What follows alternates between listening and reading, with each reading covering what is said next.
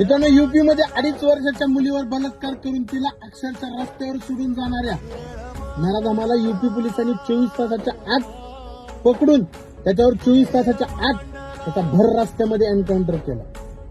खरंच proud feel झालं त्या पोलिसांवर ज्यांनी ही कारवाई केली. एकीकडे हे ऐकून खरंच खूप दुःख झालं होतं, पण दुसरीकडे त्या नराधमाचा एन्काउंटरची बातमी ऐकल्याच्या नंतर बरंही वाटलं.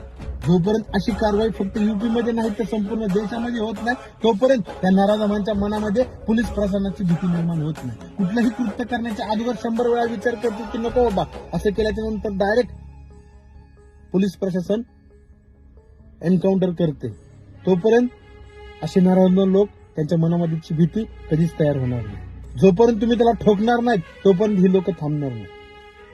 माझी विनंती आहे संपूर्ण देशातील पोलीस प्रशासनाला की असं कृत्य केल्याच्या नंतर तो कुणीही असू द्या, त्याला ठोका.